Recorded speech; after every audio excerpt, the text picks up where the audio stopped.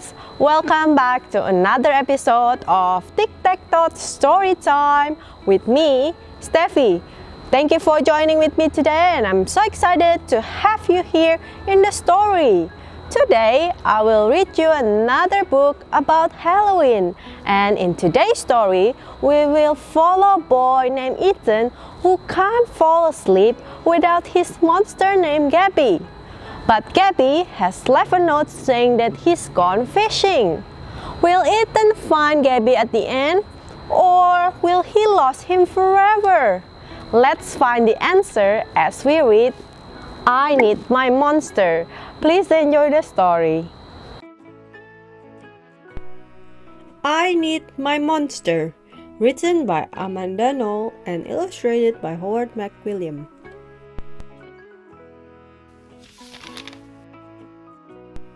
Tonight, when I look under the bed for my monster, I found this note instead. Gone fishing.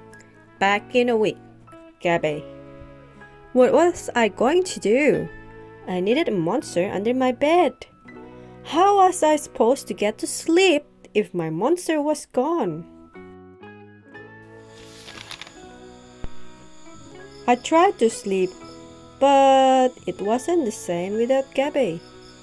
I missed his ragged breathing, his nose whistling, the scrabbling of his uncut claws. How would I ever go to sleep without Gabe's familiar scary noises and his spooky green ooze? It was no use. Gabe would be gone for a week, and I just had to have a monster. I climbed quietly out of bed so my parents wouldn't hear me. Grown-ups have some strange ideas about monsters under beds. I knocked on the floorboards, then scrambled back under my covers. I waited nervously. Would a new monster appear? What would he be like? Would his snorting be as cheerful as Gabe's?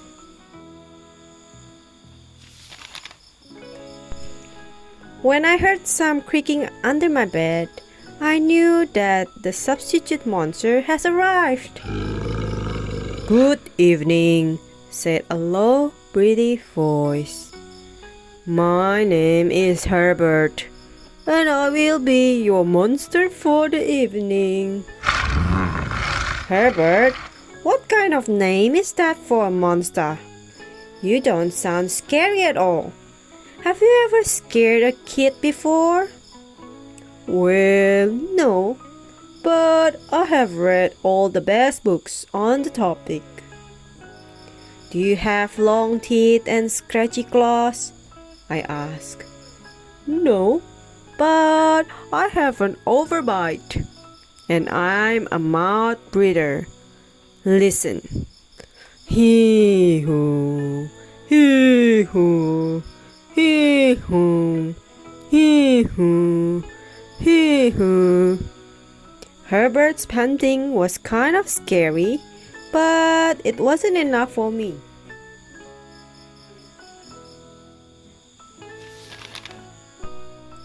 Listen, Herbert, I'm sorry.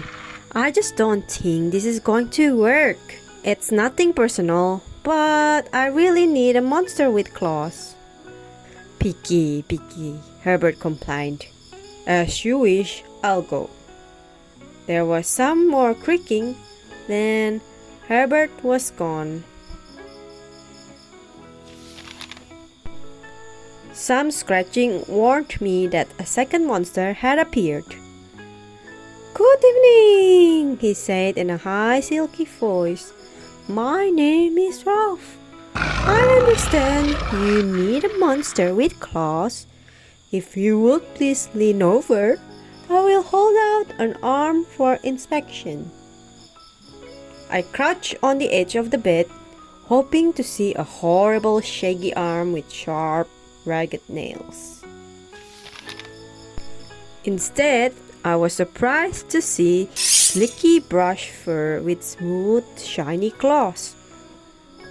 Excuse me, I don't mean to be rude, I asked, But is that nail polish on your claws?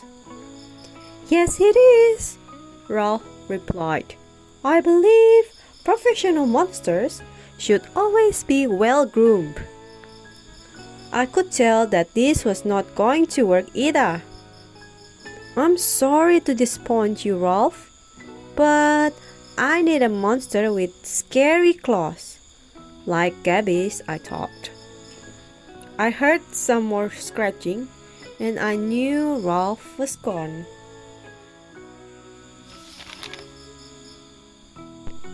A minute later, a third voice from under the bed rasped, "Check out these claws, kid." I gathered my courage and peered over the edge. The claws were impressive, Jack, and dark, and razor sharp. So far, so good. I was a little nervous. "Could you stick out your tail?" I whispered. "Sure, but don't get scared."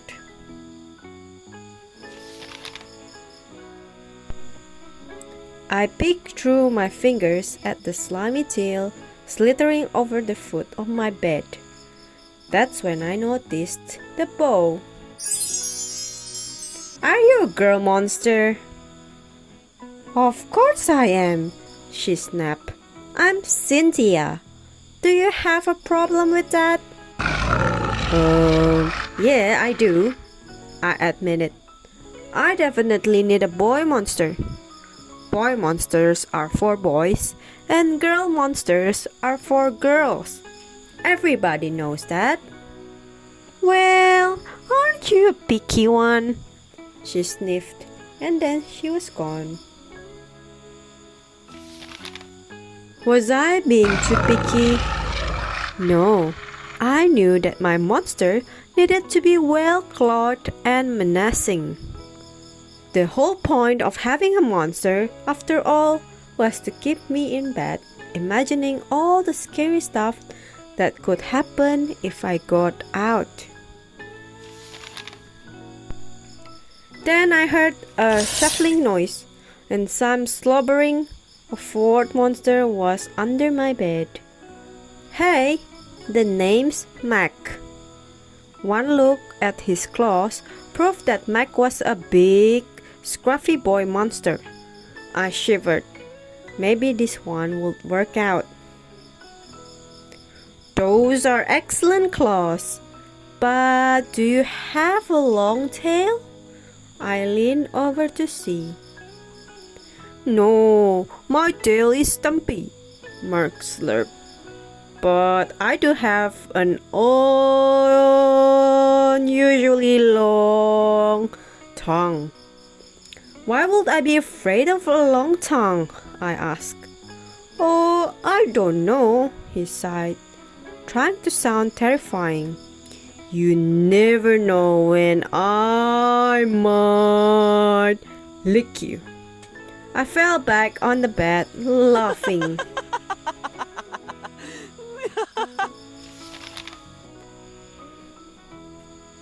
"Well, if you're not even going to try to work with me," Mac whined.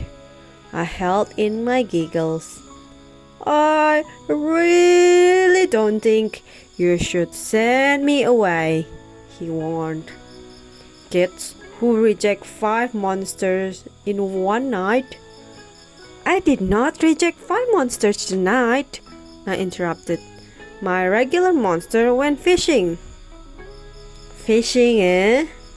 Maybe he just left because you are so picky." "Fine, I'm out of here. But I wouldn't expect another monster tonight if I were you." How was I ever going to get to sleep without my monster?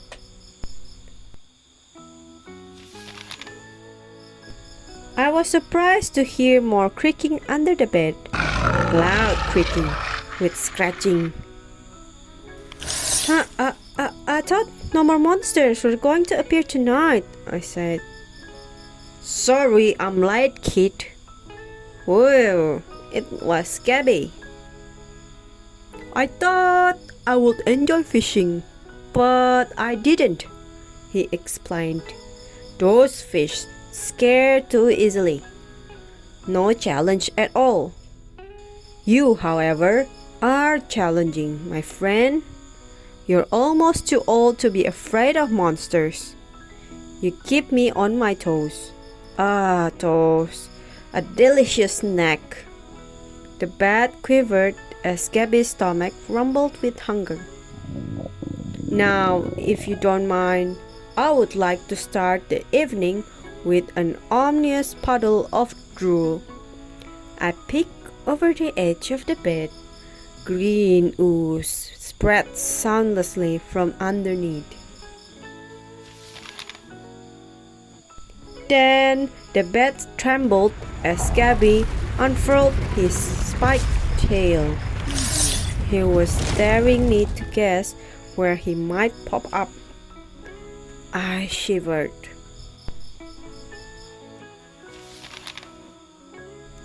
So, you had some substitute monster tonight?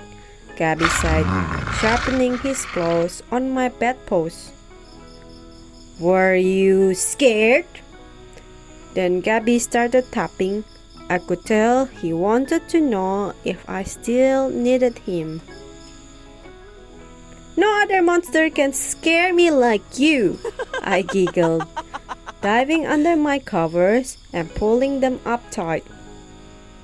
Through the blanket, I heard Gabby's soft, comforting snort. Ha! I knew it.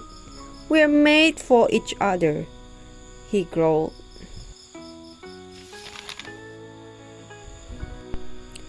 When my blanket started to slip off the bed, I knew Gabby was ready to eat. Now, if you could please stick out of your food, he said, I would like to nibble your pinky. I yanked my blanket back up and scrunched my feet in, so Gabby couldn't get them. No toes tonight, but you can have this, I offered, pushing a pillow off the bed. I didn't even hear it hit the floor. Gabby was back. The ooze was perfect. Everything was back to normal. And that is the end of the story. At the end, Gabby returned from his fishing trip and Ethan is thrilled that his monsters is back. My reading friends, losing something special to you does not feel good at all, so make sure you treasure your special belongings. If you like this kind of story, please give a thumbs up. Also subscribe to our channel for other special story like this from me. See you in the other story.